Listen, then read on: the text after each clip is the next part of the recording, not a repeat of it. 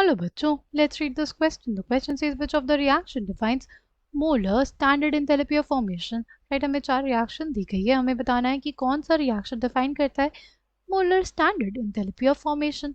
Right, the key concept for this question is standard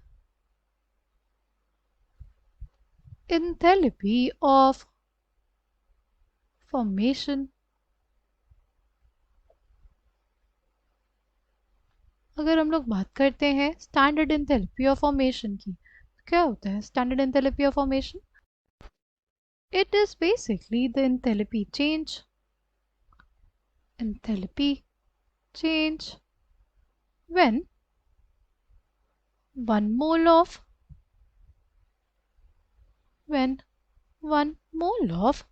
a substance is formed from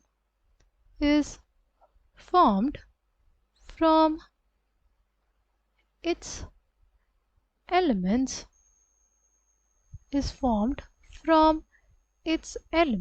in their standard states. अगर हम लोग बात करते हैं स्टैंडर्ड एंथैल्पी ऑफ फॉर्मेशन की, तो वो क्या होता है? वो बेसिकली हमारे पास एंथैल्पी चेंज होता है जब एक मोल सब्सटेंस फॉर्म होता है किससे? अपने कॉन्स्टिट्यूएंट एलिमेंट से, जो होने चाहिए किसमें? स्टैंडर्ड स्टेट में।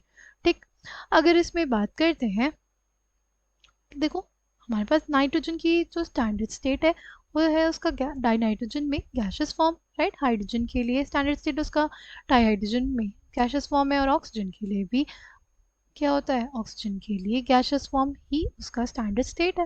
राइट, उससे हमारे पास क्या बन रहा है? Ammonium nitrate. राइट, एक मोल अमोनियम नाइट्रेट बन रहा है, इसीलिए इसमें हमारे पास करेक्टली डिफाइंड है स्टैंडर्ड एंथैल्पी ऑफ फॉर्मेशन।